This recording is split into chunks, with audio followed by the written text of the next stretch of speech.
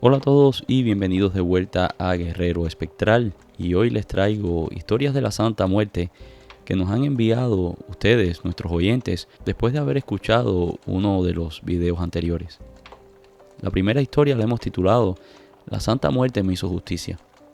Hola guerrero, después de escuchar su video de la Santa Muerte, no podía dejar de dar mi testimonio. No quiero revelar mi nombre porque a día de hoy tengo un empleo que me hace una persona conocida, si se pudiera así decir. Creo que si supieran que soy devota de la Santísima Muerte, por la misma intolerancia que aún existe, pudiera perder mi puesto. Así que puede bautizarme como guste. Nací en Juárez, en un lugar muy famoso internacionalmente, no por nuestra cultura o por nuestra gastronomía, sino por los feminicidios y por las desapariciones de muchas mujeres. Yo vivía con mis padres y con mi hermano Jimmy hasta que tuve 10 años, cuando mi padre falleció. Fue lo más duro que había experimentado hasta ese punto en mi vida. Mi padre era un gran hombre y éramos muy unidos. Recuerdo que los domingos era nuestro día. Siempre después de misa dejábamos a mi mamá y a mi hermano en la casa y nosotros nos íbamos a dar una vuelta o a caminar en el parque. Siempre sentí a mi padre como mi mejor amigo. Por eso su muerte me devastó. Los primeros 2 años fueron realmente difíciles. Estuve muy mal, incluso en la escuela. Mi depresión fue tal que terminé tomando medicamentos. Con el tiempo me fui acostumbrando a la partida de mi padre. Recuerdo que tiempo después mi madre conoció a Arturo, un oficial de la policía local que había estado detrás de ella desde la muerte de mi padre. Mi madre era muy joven cuando mi padre falleció y la verdad era muy hermosa. Al principio no lo entendía. ¿Cómo era posible que podía aceptar otro hombre que no fuera mi padre? Pero con los años me di cuenta de que ella estaba sola y éramos 3.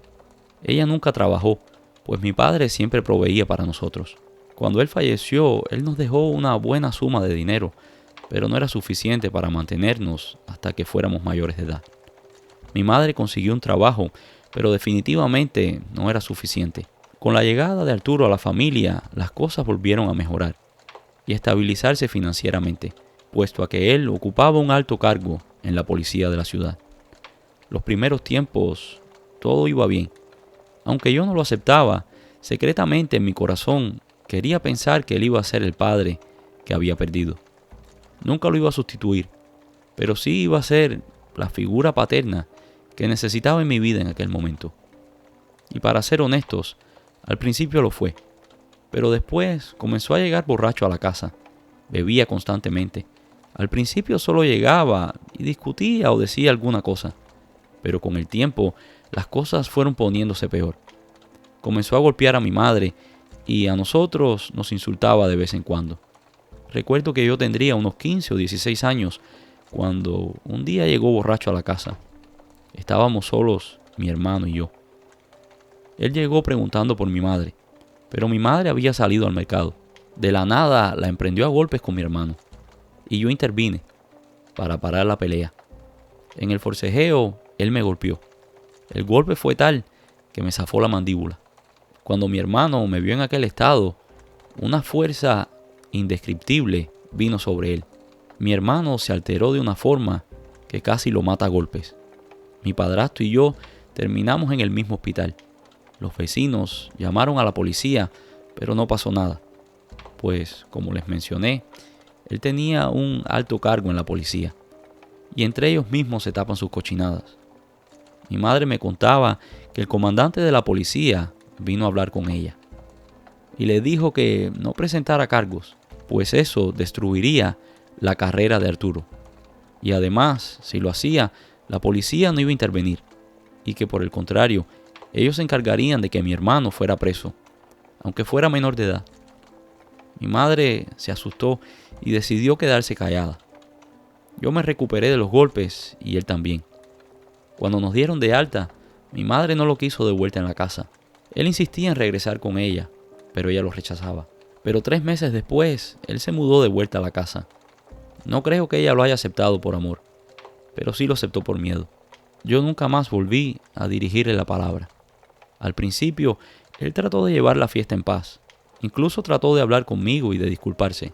Me dijo que lo que había pasado había sido un accidente, que él nunca me hubiese puesto una mano encima. Pero a los meses volvió la misma situación. Los gritos, los golpes a mi madre. Mi hermano estaba listo para acabar con la vida de aquel monstruo. Pero nosotros sabíamos que si él lo hacía, iba a ir preso, o peor aún, lo podían hasta matar. Para salir de la casa, yo conseguí un trabajo en un mercado cercano. En este mercado se vendía de todo, desde legumbres y carnes, hasta había un pequeño puesto de una mujer que leía las cartas y hacía trabajo de brujería. Era la señora Irma, una señora que tenía ya unos cuantos años de edad. La señora era muy amable y se hizo muy amiga mía. Muchas veces tomábamos el café de la tarde juntas. Un día, hablando conmigo, me dijo que yo le parecía triste, que qué era lo que me tenía de aquella forma.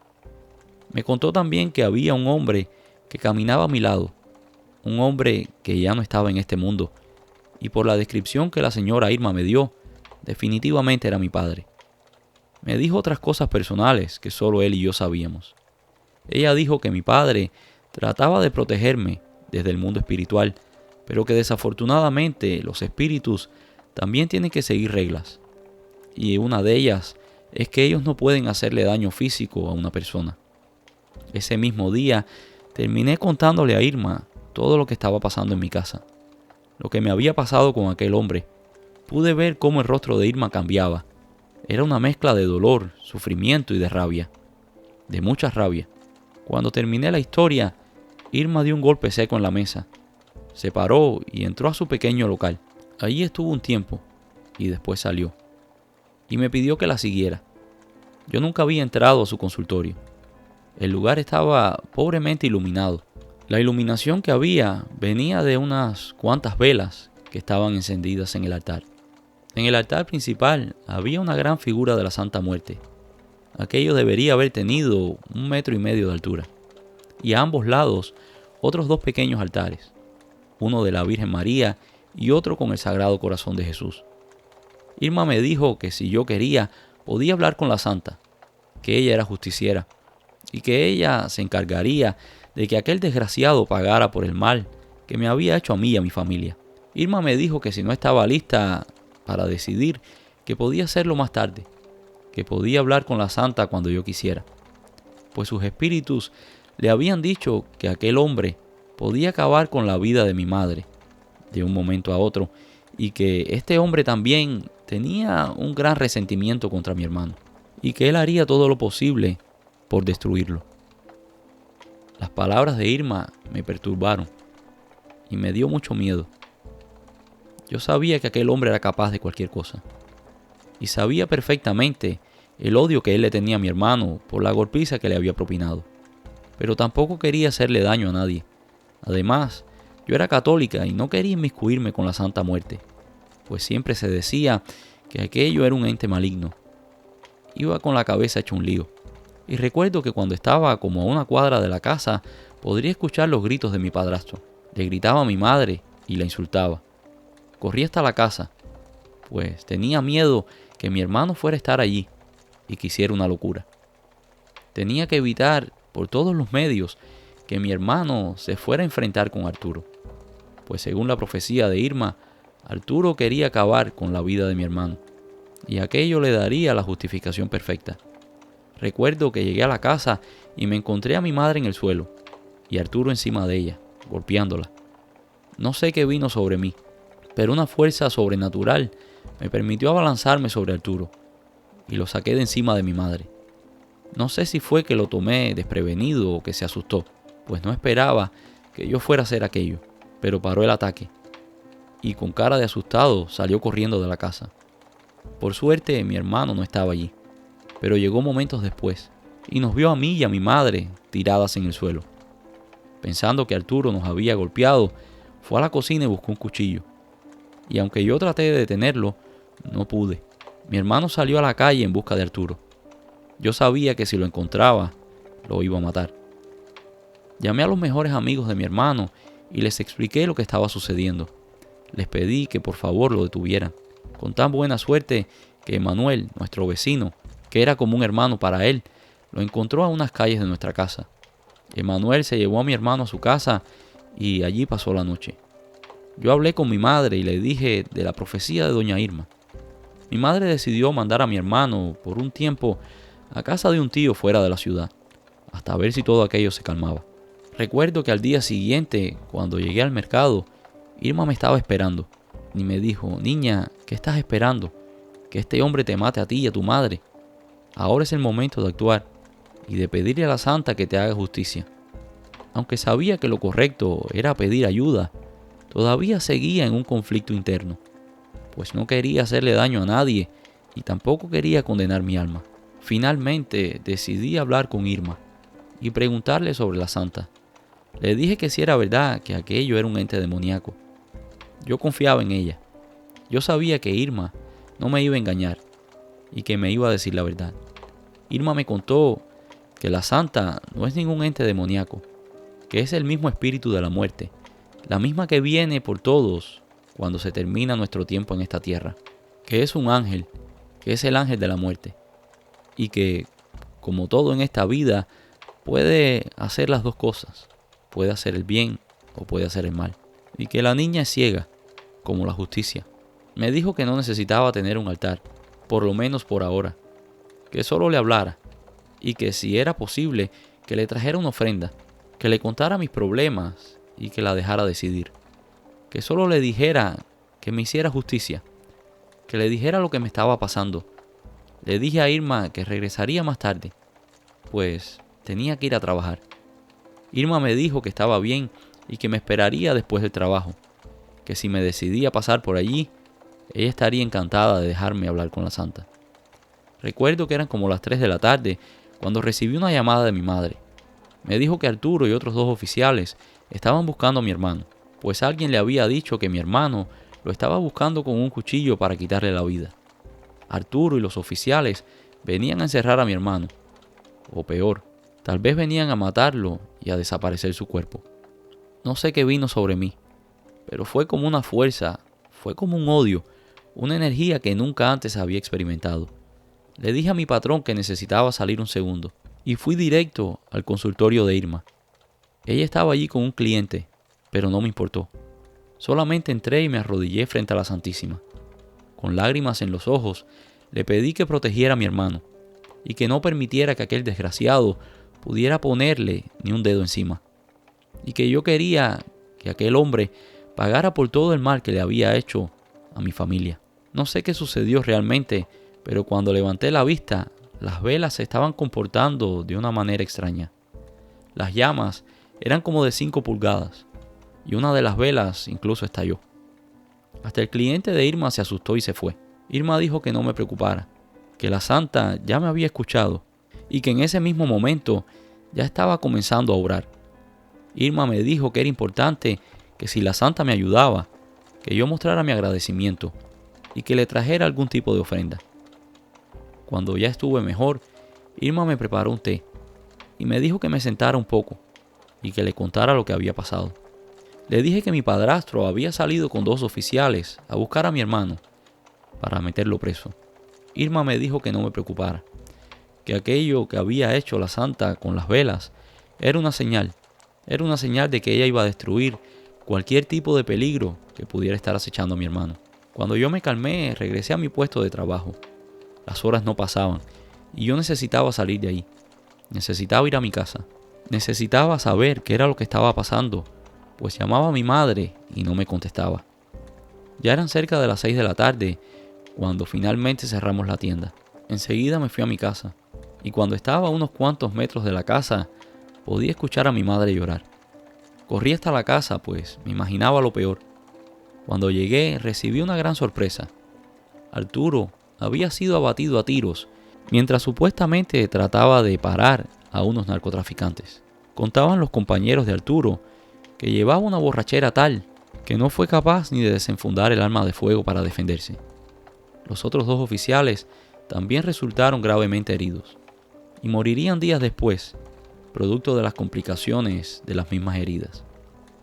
El comandante de la policía, que había amenazado a mi madre semanas después, fue arrestado, pues todo parecía indicar que estaba conectado con el crimen organizado. Las investigaciones también arrojaron un poco de luz sobre la vida de Arturo. Arturo también estaba involucrado con el narcotráfico. Y el tiroteo que había sucedido había sido un ajuste de cuentas, pues Arturo le había robado mercancía a los narcos y ellos le estaban pasando las cuentas.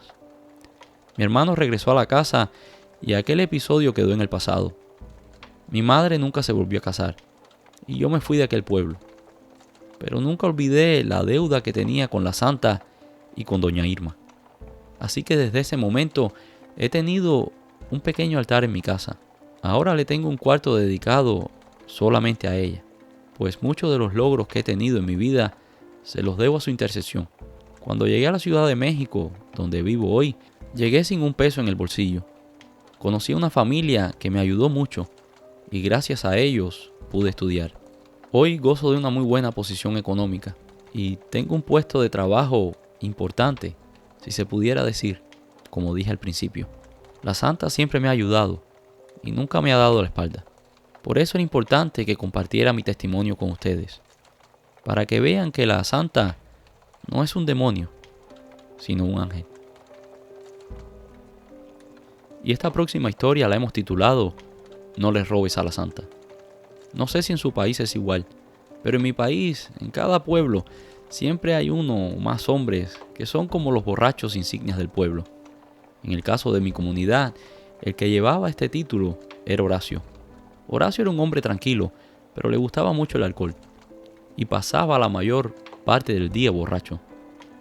Él era inofensivo, no se metía con nadie, nunca le hizo daño a nadie ni le robó a nadie. Y por eso muchos en el pueblo le querían y le respetaban. Yo vengo de un pequeño pueblo del norte de México y en los últimos años de mi niñez comenzó a verse un creciente auge en todo lo que tiene que ver con la veneración a la Santa Muerte. Recuerdo que al principio la misma gente del pueblo trataba de mantenerse alejada de todo aquello, pero poco a poco fue ganando más adeptos y más seguidores. Recuerdo que cuando yo tendría unos 18 o 19 años, a la salida del pueblo hicieron una pequeña capilla.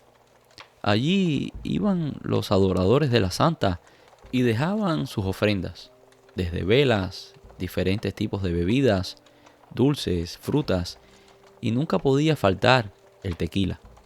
Decía la gente del pueblo que cada vez que tenían una necesidad, iban allí y le rezaban a la Santa Muerte.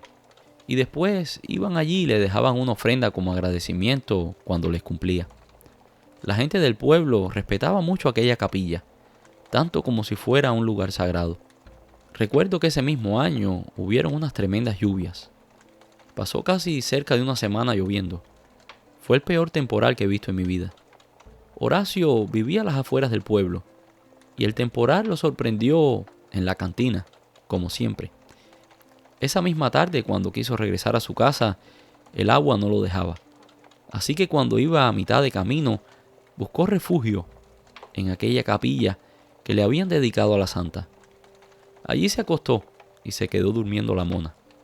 Horas después, cuando despertó con un fuerte dolor de cabeza y el deseo desesperado de volver a tomar alcohol.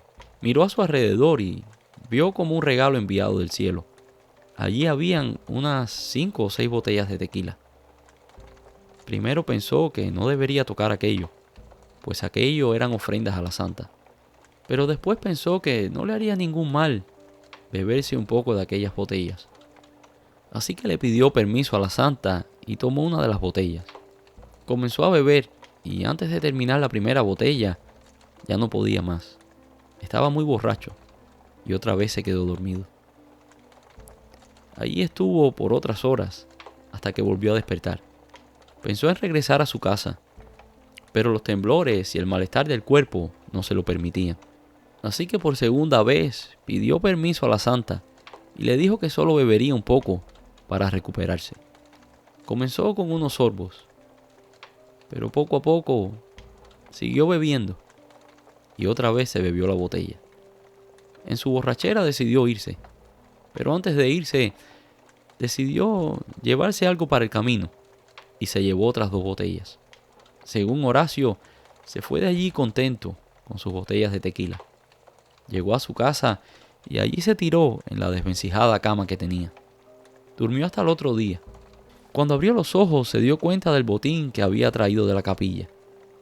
Primero se sintió un poco mal, pues él sabía del gran significado que tenía para las personas del pueblo haber hecho aquellas ofrendas.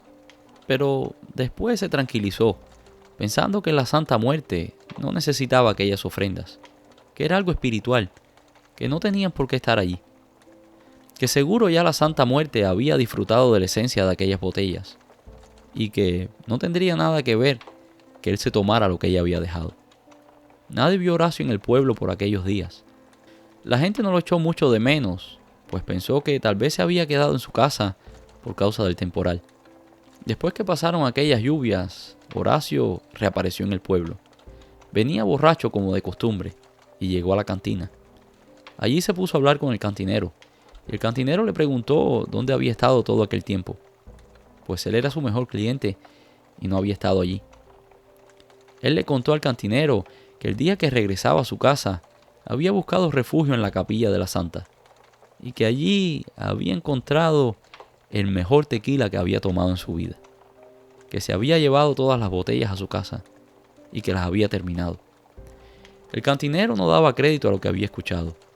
Era un sacrilegio y peor aún, le había robado a la Santa. Es bien sabido por aquellas partes y entre los practicantes de esta religión que a la Santa Muerte nunca se le debe faltar el respeto, ni robarle sus ofrendas, pues aunque es muy milagrosa y benévola, también es justa y castiga muy duro. El cantinero le dijo a Horacio que mejor devolviera lo que se había llevado y que le hiciera oración a la Santa para que lo perdonara, que ella no permitiría aquel tipo de falta de respeto, así que mejor buscara la forma de agradarle y de que ella lo perdonara. Horacio hizo caso omiso del consejo del cantinero. Se bebió unos tragos más y se fue de allí, borracho como una uva, debajo de la lluvia. Ya cuando iba de vuelta a su casa, volvió a pasar frente a la capilla y pensó en entrar a ver si alguien había dejado una ofrenda de aguardiente. Y una fuerza mayor que su voluntad lo hizo entrar en la capilla. Pero esta vez la capilla estaba diferente. Era un lugar frío y oscuro. No había ni una luz encendida. Así que encendió el viejo encendedor que llevaba en el bolsillo, para llevar un poco de luz en aquella oscuridad. Todo estaba diferente. No habían flores, no habían ofrendas, solamente había una vela. Y decidió encenderla para alumbrarse. Mientras encendió la vela, sintió que la puerta de la capilla se abrió. Sintió una presencia. Alguien había entrado. Cuando se giró hacia la derecha, vio a una señora sentada en la primera banca. La señora llevaba un velo negro que le tapaba el rostro. Horacio la saludó, pero la señora no le respondió. Horacio le preguntó a la señora si ella sabía qué había pasado con las ofrendas. Y una voz gruesa le respondió: «Tú sabes perfectamente lo que pasó con las ofrendas». Horacio negó tener algo que ver con la desaparición de las ofrendas, pero la mujer insistió y le dijo que mejor devolviera lo que se había llevado, que si en 3 días no devolvía lo que se había robado, él moriría. Horacio quedó en silencio y maldijo la estampa del cantinero, pues seguro había sido él que le había contado a aquella vieja. Entre avergonzado y sorprendido, Horacio salió de allí y no dijo ni una palabra. Esa noche la pasó muy mal, pensando en que debería de devolver lo que se había llevado. Y a la mañana siguiente salió en busca de dinero. Quería comprar lo que se había llevado y reponer el daño que había hecho. Los días pasaron y la desesperación de Horacio fue aumentando. Él sentía que aquello no había sido una amenaza vacía, que definitivamente aquella mujer había hablado de una forma certera y que si no devolvía las ofrendas que se había robado, algo muy malo le pasaría. Como última opción fue a ver al cantinero para pedirle prestadas las botellas y que después se las pagaría, pues él necesitaba devolverle a la Santa lo que le había robado. El cantinero, por supuesto, se negó. Aquello no era una cantina grande, era un pequeño negocio, así que si el cantinero le daba 4 o 5 botellas, sabía perfectamente que él nunca le iba a pagar y aquella pérdida de mercancía podía tener efectos negativos en sus ganancias. Horacio salió de allí dando traspiés y regresó a la capilla. Pensó que tal vez si se disculpaba con la santa, ella olvidaría todo aquello. Entró y pidió perdón, pero la blanca figura no respondió nada. Horacio pensó que tal vez aquello había sido producto de su imaginación y se tranquilizó diciendo que la santa lo había perdonado y se fue de allí. Al tercer día, Horacio despertó un poco preocupado, pues ese día se vencía el plazo para devolverle a la santa lo que le había robado. Pero otra vez se tranquilizó a sí mismo, diciendo que aquello tal vez había sido un sueño o producto de la misma borrachera, y siguió adelante con su día. Se fue al pueblo como de costumbre y allí en la cantina se encontró con sus amigos. Allí tomó hasta quedar completamente borracho. Y cuando comenzó a oscurecer, Horacio decidió regresar a su casa. Llevaba una borrachera tal que ni se acordaba de dónde vivía. Iba dando traspiés por el camino cuando sintió que algo lo empujó. El empujón fue tal que cayó a la larga. Cuando intentó pararse, no podía. Un enorme peso lo oprimía contra el suelo. No podía levantarse. Aquello lo arrastró hacia un lado del camino, donde habían unos grandes charcos de agua que se habían acumulado por aquel temporal. Y allí le sumergió la cabeza, y se la aguantó debajo del agua hasta que Horacio no respiró más. Al próximo día encontraron a Horacio muerto, con la cabeza metida en el charco. La gente del pueblo daba por sentado que aquello había sido un accidente, que producto de la misma borrachera, Horacio se había caído y había tenido la mala suerte de caer en un charco de agua, y que por la misma borrachera no tuvo las fuerzas para pararse o para coordinar los movimientos para salir de aquel apuro. Pero el cantinero estaba seguro que aquello había sido producto de las acciones de Horacio. El cantinero sabía que Horacio tenía los días contados, pues no le había devuelto a la santa lo que le había robado. Hola guerrero, primero gracias por el saludo. Soy del Estado de México y me gustan muchísimo sus relatos. Quería contarte algo que me pasó hace unos años cuando estaba en la prepa. Mis padres son científicos, así que el tema religioso no era algo que se tocaba a menudo en casa. Mis padres no son ateos, pero tampoco son practicantes religiosos. Un día después de la escuela, unos amigos me invitaron a ir a jugar un partido de fútbol. Y aunque era un poco lejos, era del otro lado de la ciudad, iríamos con el hermano mayor de uno de mis amigos, pues él había comprado un carro recientemente y ya tenía permiso para conducir. Nos fuimos al juego y después de jugar como una hora, otros amigos llegaron. Trajeron unas cervezas. Yo solo me tomé una, pues no soy de mucho tomar. Pero el hermano de mi amigo, quien era el chofer, tomó muchísimo. Cuando estaba que ya casi no se podía ni poner en pie, nos dijo que nos íbamos. Nosotros tratamos de quitarle las llaves, pero él insistió en manejar. Nosotros nos subimos un poco asustados, pero nada más. La verdad, cuando uno es joven, ni las piensa. Y así mismo, en aquellas condiciones, arrancamos para mi casa, pues yo era el que vivía más lejos. Cuando íbamos en camino a mi casa, los ojos se me cerraban y me quedé dormido. Lo próximo que recuerdo es el techo del hospital. Estaba inmovilizado del cuello hacia abajo. Tenía varias fracturas y un pulmón perforado. Estaba vivo de milagro. Mis padres me contaron que un camión cargado de materiales de construcción perdió el control y se pasó a nuestro carril. Como el hermano de mi amigo iba tan tomado, no tuvo reflejos para esquivar el camión. Él y mi amigo murieron instantáneamente. A mí me tuvieron que sacar de entre los hierros retorcidos. Yo me salvé de milagro. Los médicos le dijeron a mis padres que yo probablemente me quedaría inválido y que si recuperaba mis funciones tendría que caminar con asistencia. Aquella noticia me devastó.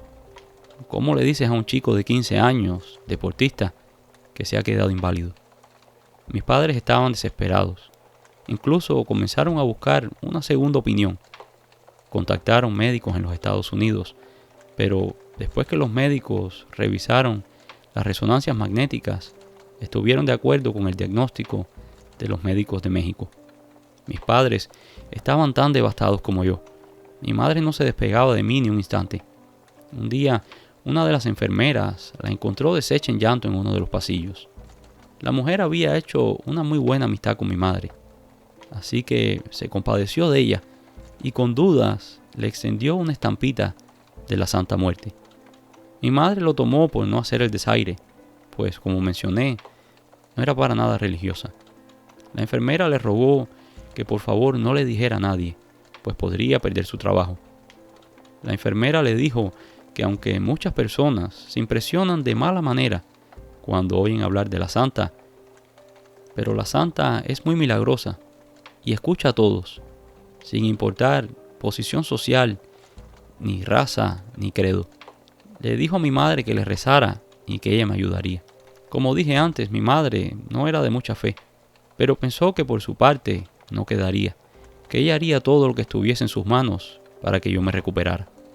Esa tarde se fue a la casa a darse un baño y a comer algo. Pasó por la tienda y compró una veladora. Dice que la encendió y con todo el fervor del mundo le rezó a la Santa. Le prometió que si yo me sanaba y volvía a caminar, que siempre tendría un pequeño busto de la Santa en un altar. Con los días yo comencé a mejorar y para la sorpresa de los especialistas, en 8 meses ya estaba caminando. Caminaba como si nada hubiese sucedido. Hasta el día de hoy estoy perfectamente bien. Mi madre tiene a su santita en un pequeño altar que construyó. Y hasta el día de hoy yo llevo conmigo la estampita que la enfermera le dio a mi madre. Podrán creer que fue la ayuda de la Santa o no, pero la realidad es que yo estoy bien, sin ninguna de las secuelas que los médicos predijeron. Y la segunda historia del día de hoy la hemos titulado El Pacto Incumplido. Antes de profundizar en la historia, es esencial entender los orígenes del culto a la Santa Muerte, sobre todo para nuestros oyentes que no son mexicanos. Aunque el catolicismo es la religión predominante en México, el culto a la Santa Muerte tiene una creciente popularidad. Las teorías de su origen son variadas y van desde que es una sincretización con la diosa de la muerte azteca, que tenía la función de ser la guardiana de los huesos de los muertos y que presidía todas las celebraciones en su honor. Los paralelismos entre esta diosa azteca y la Santa Muerte son muy claros, especialmente el papel que desempeña como mediadora entre los vivos y los muertos. Otra teoría es que la niña blanca, como la llaman muchos de sus devotos, es la propia hija de Jesús y María Magdalena. La Santa Muerte es a menudo representada como un esqueleto con una túnica, portando una guadaña, similar a la figura de la muerte en muchas otras culturas. Ricardo, el protagonista de esta historia, era un hombre de negocios, un poco avaro, que estaba dispuesto a hacer lo que fuese para evitar perderlo todo y regresar a la pobreza de donde había salido. Por este motivo, siempre buscaba la ayuda del mundo espiritual. Ricardo visitó a numerosos brujos, chamanes y algún que otro charlatán que le robó el dinero. Hasta que un día fue a dar a una parte de la ciudad que nunca había visitado. Un amigo le recomendó un proveedor que tenía muy buenos productos y a precios muy bajos. Ricardo llegó a un almacén que estaba muy descuidado. Buscó por todas partes la entrada, pero no vio ninguna puerta de acceso. Incluso pensó que estaba en el lugar equivocado. Y cuando iba regresando a su automóvil para regresarse, escuchó una voz, la voz de alguien. Era Álvaro, el dueño del negocio. ¿A quién buscas, hijo? Busco a Álvaro, el proveedor. Vengo de parte de Antonio, uno de sus clientes. Oh, ya, usted es Ricardo. Sí, siga por aquí. Antonio me acaba de avisar que usted vendría. Mientras Ricardo seguía a Álvaro, pudo ver que aunque el hombre parecía muy mayor, se veía muy bien físicamente y asombrosamente ágil. Además, se veía que le estaba yendo muy bien en los negocios. Ricardo fue tomado por sorpresa al ingresar en el almacén. El interior era totalmente opuesto. El lugar estaba organizado, tenía muchísimos productos de importación. Era otro mundo. Ricardo le comentó al señor lo impresionado que estaba, que el interior era totalmente diferente al exterior del edificio. Álvaro, en un tono confidencial, le dijo que el aspecto del lugar mantenía a personas indeseables alejadas del negocio. Entre el aspecto del edificio y lo que me cuida, todo está bien. Y mientras decía esto, se llevó a los labios una estatuilla de oro de la Santa Muerte. Ricardo sintió mucha curiosidad, pero no quería ser imprudente y ofender al Señor. No quería preguntar algo que no debería y echar a perder el negocio. Así que fue y negoció con Álvaro y compró lo que necesitaba y se fue. Esa misma noche tuvo un sueño espantoso. Soñó que el fuego destruía su negocio. Se vio en la más absoluta de las pobrezas. Se vio caminando en las calles hasta que llegó frente a una estatua enorme de la Santa Muerte. Y en ese instante despertó. El pánico lo consumió, aunque trataba de tranquilizarse diciéndose a sí mismo que aquello no era más que un sueño. Algo le decía que aquello era una advertencia de algo que se avecinaba. Por algún motivo, aquella imagen de la niña blanca no se le salió de la cabeza. Ricardo no dudó ni un segundo en llamar a Álvaro, pues vio que cargaba una figura de la santa y tal vez podía ayudarlo, y le podía decir qué significaba aquel sueño. Álvaro aceptó ver a Ricardo y lo escuchó atentamente. Ella te está reclamando como devoto. Ella puede parar esa desgracia que te está anunciando y puede darte mucho, mucho más de lo que tienes. En su desesperación y sin pensarlo, él dijo que estaría dispuesto a seguirla. Se hicieron los rituales correspondientes y Ricardo le construyó un enorme altar a la santa en su casa. Allí pactó con la niña blanca que cada mes le haría una ofrenda en agradecimiento a su protección y pidiendo ayuda para que su negocio siguiera creciendo, y que mientras mayor fueran las ganancias, mayores serían las ofrendas. Los primeros años, tal y como había prometido, Ricardo hizo sus ofrendas mensuales, y cada vez eran mayores, pues los negocios cada día iban mejor. Pero con el tiempo, Ricardo se fue olvidando.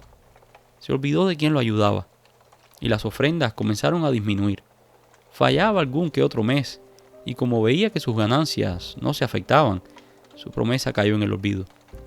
Una noche tuvo el mismo sueño que había tenido antes, todas sus posesiones en llamas, él en la más absoluta pobreza. Pero esta vez no vio la figura de la santa que vio en el sueño anterior, y una voz que resonaba como el eco de una tumba le recordó que había incumplido. Días después, un intenso fuego devoró los almacenes de Ricardo. Aquel fue un duro golpe al negocio del cual nunca se recuperaría. La vida de Ricardo se desmoronó rápidamente y después de eso, sus negocios fracasaron, sus seres queridos lo abandonaron y su salud se deterioró. En su último aliento, Ricardo se arrepintió de su negligencia, pero ya era tarde, demasiado tarde. Decía en su delirio que la niña blanca estaba ahí esperándolo. Y la tercera historia del día de hoy la hemos titulado Deuda de sangre. Unos pocos entienden que la Santa Muerte no es intrínsecamente maléfica ni benéfica, sino que es una energía. Y como toda energía, puede servir el propósito de la persona que la esté canalizando o invocando. En su naturaleza refleja la vida y la muerte, el equilibrio eterno. Sin embargo, Ignacio, un criminal temido entre su comunidad, buscaba poder y control sin temer a las consecuencias. Aunque Ignacio gozaba de un buen estatus en la organización, desde hacía tiempo ya había puesto sus ojos en la posición más alta, algo que solo pasaría en sus sueños, pues el líder tenía ideado cómo sería la sucesión en caso de su fallecimiento. En el círculo que Ignacio se movía, se hablaba mucho de los milagros de la santa. La gente le atribuían desde sanaciones milagrosas hasta fortunas que aparecían de la nada. Ignacio comenzó a sentirse como estancado. Aunque tenía dinero, no tenía lo que quería. Le faltaba poder. Así que sin pensarlo, fue a ver una vecina que tenía un altar dedicado a la santa. La gente de la colonia decía que en aquel lugar ocurrían grandes milagros. Así que sin dudarlo, habló con la vecina y le pidió que lo dejara a solas con su santa. La vecina aceptó, pero como si supiera lo que tramaba, le hizo una advertencia. Esto es serio, muchacho. La santa, como mismo da, quita. y sé muy respetuoso. Una ofensa a la santa te puede costar muy caro, incluso la vida, o la vida de algún familiar cercano. La señora también le dijo que tenía que cumplir lo que prometiera o se arrepentiría. Y por último, que la ofrenda debería ser según el pedido. Mientras más grande el pedido, mayor la ofrenda. Cuando se quedó solo frente al altar, hizo un pacto de sangre con la Santa Muerte. Ofreció una vida cada año para mantener su posición como cabeza de la organización y que el dinero le entrara a manos llenas. Y la muerte cumplió su parte. El jefe del cartel y sus asociados más cercanos cayeron en una emboscada de un grupo rival, y allí murieron todos. Poco después, y de manera sospechosa, los que quedaban del grupo le ofrecieron que se convirtiera en la cabeza de la organización. Ignacio se convirtió en un hombre muy poderoso, y cada año sin falta ofrecía su sacrificio. Ofrecía a un enemigo, a un vagabundo, e incluso a alguna que otra prostituta. Pero a medida de que pasaban los años y teniendo todo el poder que quería, Ignacio encontró la bondad y el amor en una mujer. Aida era el nombre de la chica. Aida se había mudado a la ciudad hacía muy poco, y él la conoció en una feria que había organizado la iglesia del pueblo para recaudar fondos. Aida despertó en Ignacio sentimientos que nunca antes había tenido. Poco a poco se fueron conociendo y cada día él se enamoraba más de ella. La chica no era como las que él estaba acostumbrado a lidiar, que por un poco de dinero hacían lo que fuera. Después de un año de noviazgo, Aida e Ignacio decidieron casarse. Ignacio acompañaba a Aida cada domingo a la iglesia y cada día se acercaba más a la religión en la que había nacido. Ignacio comenzó a cambiar. Aida no quería nada que ver con los negocios de Ignacio y constantemente le pedía que se saliera de aquello. Ignacio le prometía que lo haría, pero que tomaría un poco de tiempo. En medio de todo aquello, Aida quedó embarazada. Ignacio estaba feliz como nunca. Pronto nacería la niña y aquello lo cambiaría todo. Ignacio comenzó a organizar las cosas para pasar la posición a otra persona. Ante tantas novedades y felicidad, Ignacio no hizo el sacrificio prometido. Llegó el día del nacimiento de la hija de Ignacio. Él asistió al parto y en el momento que nació la niña, el doctor se la puso en los brazos para que la conociera y le diera la bienvenida a este mundo. Inexplicablemente, la niña comenzó a vomitar sangre y a convulsionar. Los médicos hicieron todo lo posible, pero no la pudieron salvar. Los médicos decidieron practicar una autopsia, pues no se explicaban cómo era que la niña, que había tenido una gestación perfecta y había tenido un parto normal, había muerto de aquella manera. La autopsia dejó más preguntas que respuestas, aunque para Ignacio todo estaba claro. Él sabía muy bien lo que había pasado, pues recordó las palabras de aquella vecina muchos años atrás, el día que hizo el pacto con la santa.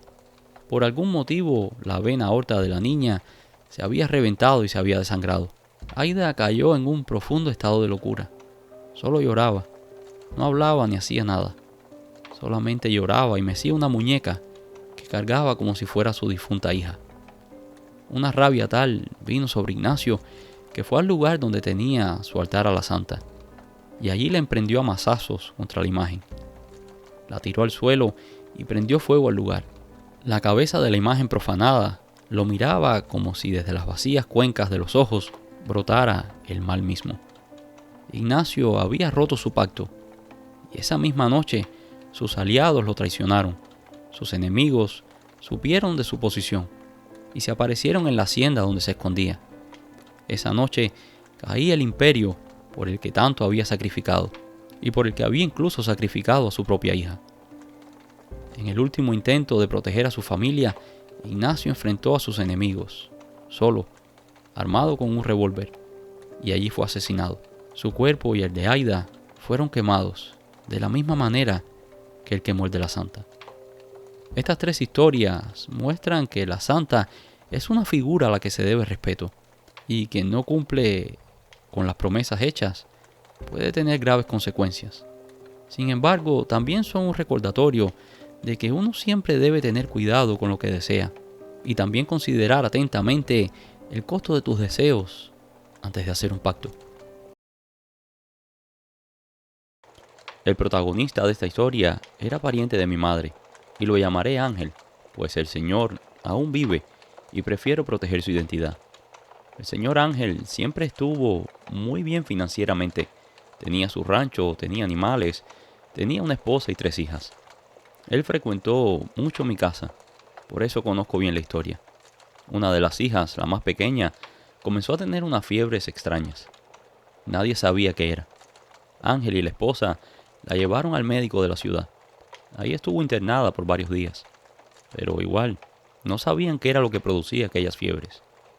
Ángel dejó a su esposa con su hija en el hospital, allí en la ciudad, y él regresó al rancho para atender los animales.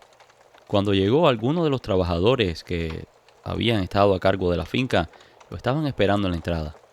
La mayoría de los animales habían caído gravemente enfermos, y no se sabía por qué. Habían mandado a buscar el veterinario que ya venía en camino para que chequeara los animales. El veterinario examinó a los animales y no encontró nada malo en ellos. Les inyectó unos antibióticos con la esperanza de que aquello destruyera la enfermedad que los estaba quejando. Y como dicen, las desgracias nunca vienen solas. Esa misma tarde, un incendio destruyó la mitad de la casa. Algo raro estaba pasando ahí. Al otro día le llegó un recado a Ángel para que fuera de inmediato al hospital, pues la condición de la niña se había empeorado bastante. Ángel dejó a sus empleados al frente del rancho y les encargó de que se ocuparan de los animales, de que le dieran todo tipo de medicamentos y siguieran las indicaciones del veterinario. Efectivamente, cuando llegó al hospital, vio en las condiciones que estaba la hija. No sabían qué era. Algunos médicos incluso proponían que la chica fuera trasladada a otro hospital en la ciudad, donde tuviera más recursos, pues allí ya ellos habían hecho todo lo que podían. Ángel salió ahogado en llanto del hospital y se sentó en una de las aceras que estaba a la entrada. Allí estuvo llorando desconsolado por un buen rato, hasta que se le acercó una señora y se sentó junto a él. La señora era de edad avanzada y le preguntó a Ángel si le pasaba algo, si ella podía hacer algo para ayudarlo. Él le contestó que no, que su hija estaba muy mal en el hospital. La señora le dijo que si le permitiría subir a ver a la niña. Ángel, entre sollozos, le dijo que sí y la acompañó. Con solo mirar a la chica, la señora aseguró que todo aquello había sido un maleficio. Alguien les había hecho algún tipo de brujería. Ángel, la verdad, no creía mucho en aquellas cosas, pero lo próximo que dijo la señora lo hizo creer que lo que la señora decía era verdad. La mujer le dijo que no solo era su hija la que estaba enferma, que también su ganado, todos sus animales, estaban en peligro. Y esto era solamente el inicio. Si no haces algo, pronto lo perderás todo. La esposa de Ángel, horrorizada, le dijo que por favor hiciera todo lo que la señora dijera. La señora le dijo que la mejor forma de revertir todo aquello era pedirle la protección a la santa.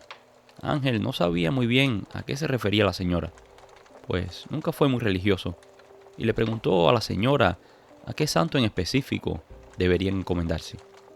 Ella le dijo a la Santa Muerte. Se hizo un silencio en la habitación por unos segundos. Incluso el mismo Ángel quedó petrificado, pues para ellos siempre el culto a la muerte se había asociado con esta imagen de cosas malignas, cosas que no eran buenas. La señora vio las expresiones de terror en los rostros de los presentes. Paciente, la señora les explicó que aunque habían muchos malentendidos sobre la niña blanca, es una santa muy milagrosa. Lo único que no se podía era quedar mal con ella ni faltarle al respeto. Mientras se le respetara y se cumpliera lo que se hubiese pactado con ella, todo estaría bien, y que ella los protegería de cualquier mal, y los podía también librar de aquellas brujerías que les estaban haciendo. Ángel le preguntó a la señora qué debería hacer. Ella le dijo que deberían hacer unos rituales y que ella les prepararía una imagen de la santa para que la tuvieran en la finca, que mientras ella estuviera allí y estuviera bien atendida, ellos estarían protegidos y saludables, pero que nunca le faltara el respeto y tampoco la desatendiera. La mujer le escribió en un pedazo de papel su dirección. y le dijo que fueran al día siguiente, para que buscaran un busto de la Santa Muerte que ella les iba a preparar. Mientras tanto, la señora hizo una especie de rezo sobre la niña enferma y comenzó a mejorar inmediatamente. Definitivamente, todo parecía indicar que, en efecto, la santa tendría el poder de aliviar la enfermedad de la niña. Todo pasó tan rápido que no tuvieron ni tiempo de pensar. Pero cuando la señora se había ido, Ángel y su esposa comenzaron a hablar y a preguntarse quién sería la persona que les había hecho aquel supuesto maleficio contra ellos. Pues ellos en realidad no tenían enemigos, al menos que ellos supieran. Primero pensaron que tal vez había sido alguno de los antiguos trabajadores, alguien que trabajó en la hacienda y que había sido despedido. Tal vez alguno de los vecinos, celosos por la prosperidad que habían alcanzado. Pero por mucho que se rompieron la cabeza, nunca estuvieron seguros de quién pudo haber sido el culpable de todo aquello. Al próximo día, los médicos vieron con sorpresa cómo la hija de Ángel se había mejorado. Después de haber estado en una condición tan crítica, la chica se había recuperado de la noche a la mañana. Ya la chica estaba normal, como si nada hubiese pasado. Los médicos recomendaron que la dejaran allí por un par de días más. Así la tendrían en observación para evitar que tuviera una recaída. Que tal vez todo aquello se debía a algún tipo de parásito que la niña había contraído después de jugar con los animales en la finca. Los médicos dijeron que en un par de días le darían de alta y que la niña regresaría a casa. Ángel decidió adelantarse y regresar a la finca para asegurarse de que todo estuviera listo para cuando llegara su esposa y las hijas. Pero antes de regresar al pueblo, decidió pasar por la dirección que le había dado la señora, para recoger lo que le había prometido. Llegó a la dirección indicada. Era una casa muy humilde, y allí se encontró a la señora, parada en la puerta de la casa, como si lo hubiese estado esperando. La señora había hecho 2 bultos. Uno le dijo que era la santa, que ya estaba preparada y activada. Y la otra eran unas hierbas que había que dividir en 4 partes iguales y que debería quemar en los 4 puntos cardinales de la finca. Que allí hiciera una oración y le pidiera a la santa salud y protección. Y que después de eso la propiedad quedaría sellada y protegida. Que cualquier tipo de brujería que le hicieran no entraría. Ángel tomó aquellos 2 paquetes, un poco incrédulo, y le preguntó a la señora cuánto le debía. Pues, después de todo, muchas veces estas personas que trabajan con la magia y estas cosas cobran dinero por eso. Pero para sorpresa de Ángel, la señora le dijo que no le debía ni un peso. Y que si de verdad quería pagárselo, de alguna manera, que atendiera bien a la niña blanca. Pues si no lo hacía, se atendría a las consecuencias. Que la niña como mismo da quita. Y con aquellas palabras retumbándole en la cabeza, Ángel regresó a su camioneta y se puso en dirección al rancho. Cuando llegó, los trabajadores de la finca lo estaban esperando con la noticia de la casi milagrosa recuperación de los animales. Después de haber estado verdaderamente enfermos, los animales se recuperaron de la noche a la mañana. El veterinario se lo achacaba a los buenos antibióticos que le había dado a los animales. Pero los trabajadores estaban más que seguros de que no había sido así. Ángel inmediatamente fue a revisar a los animales y el resto de la finca. Fue a supervisar los trabajos de reconstrucción de la casa y entre una cosa y otra se olvidó de los fardos que le había dado la mujer. Esa noche se fue a la cama exhausto, pero en medio de la madrugada despertó con una extraña sensación, como si alguien lo estuviese mirando. Incluso por un momento pudo ver cómo una sombra caminaba de un lado a otro de la habitación. Ángel echó mano a su fiel machete, listo y dispuesto para acabar con aquel intruso que había entrado a la casa. Pero por mucho que buscó, allí no había nadie. Regresó a la cama, pero no se dormía.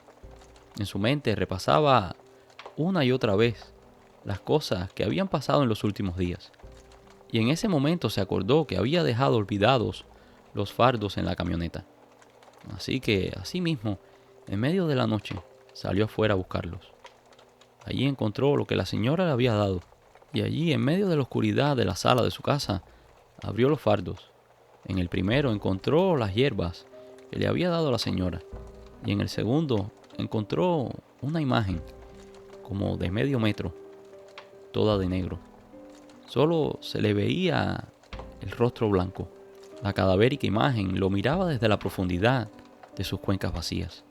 Incluso Ángel se sintió un poco impresionado, pero se tranquilizó a sí mismo diciendo que aquello era solo una imagen, nada más. No tenía por qué temerle, que tal vez todo aquello eran habladurías de aquella anciana, pero igual decidió cumplir con lo que le había prometido a la mujer. Y ahí, en una esquina de la sala, improvisó un pequeño altar. Para la figura. Después que hizo aquello y regresó a la cama, se durmió de un tirón. Todo parecía indicar que había sido la misma santa que lo había despertado, para asegurarse de que cumpliera con lo que había prometido. A la mañana siguiente, Ángel se encontró el fardo abierto con las hierbas, así tal y como lo había dejado la noche anterior. Y siguiendo las indicaciones de la señora, dividió en 4 aquellas hierbas. Buscó los 4 puntos cardinales y en cada uno de ellos quemó una porción de las hierbas. Y pidió protección y salud. Y pidió también que aquellas tierras fueran las más prósperas de toda aquella región.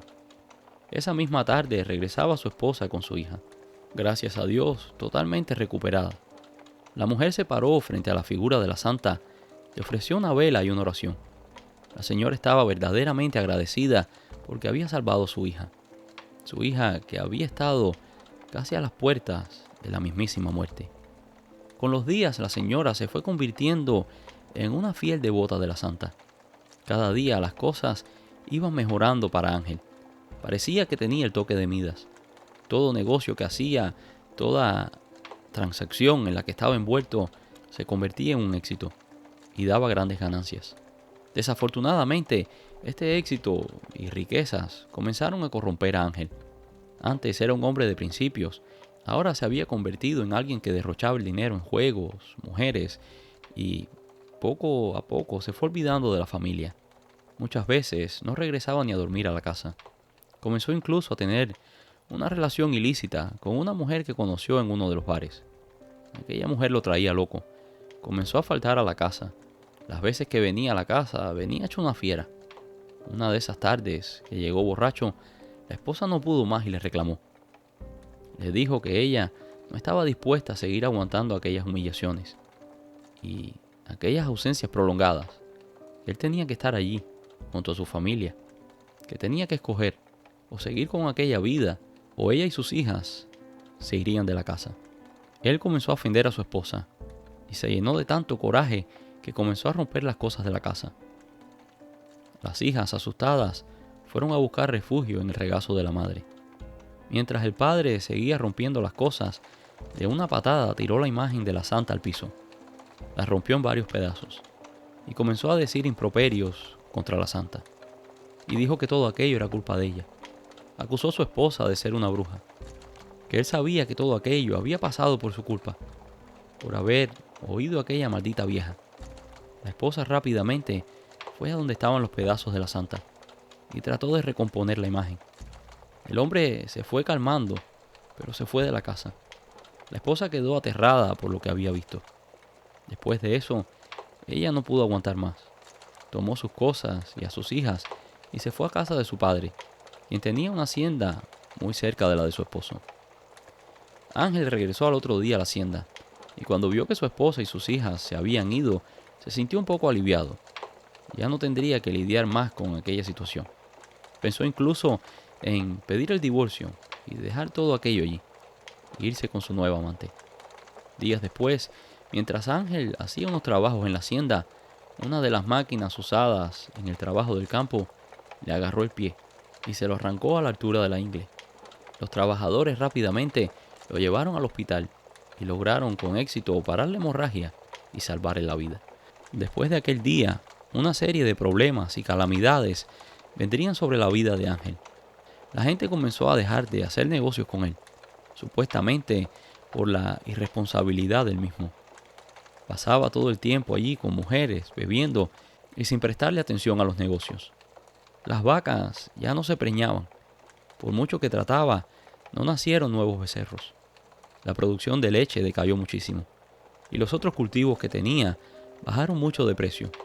Poco a poco, Ángel lo fue perdiendo todo. Prácticamente vivía en la calle. Por ese motivo era que visitaba tanto nuestra casa. Venía a comer casi todos los días. Pues mi madre, como era su parienta, le dijo que, mientras él quisiera, allí tendría un plato de comida y un lugar donde dormir, si así lo deseaba. Pero él nunca durmió en la casa. Lo más que hacía era venir y comer.